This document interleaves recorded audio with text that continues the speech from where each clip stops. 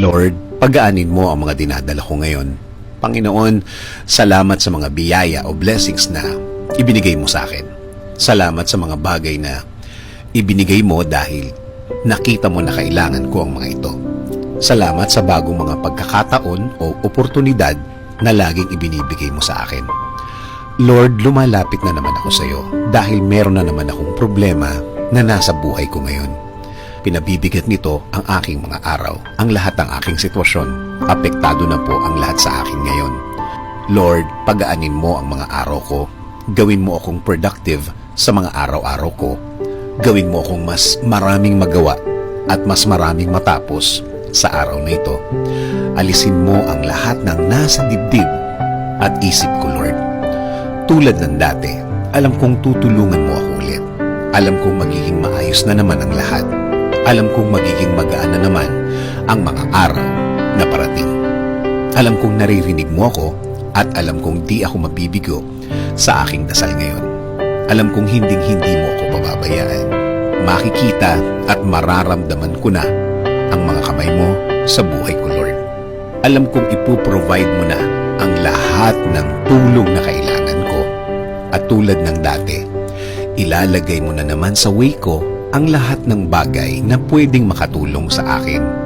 Ang mga taong tamang maging impluwensya ko sa aking buhay.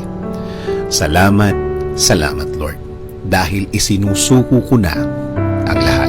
Ibinibigay ko na sa iyo ang lahat, Lord. Bigyan mo ko ng direksyon, bigyan mo ko ng pagpapala, bigyan mo ko ng blessings, Lord. Kasama na po ng aking pamilya.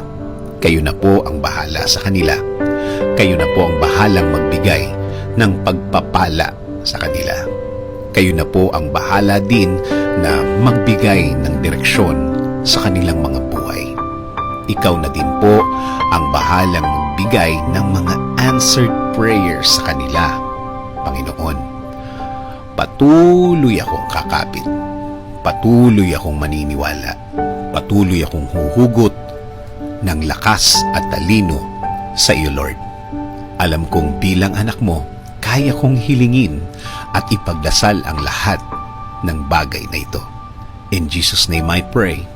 Amen. Sabi nga sa Philippians 4:6-7, do not be anxious about anything, but in every situation by prayer and petition with thanksgiving, present your requests to God, and the peace of God, which transcends all understanding, will guard your hearts and your minds in Christ Jesus.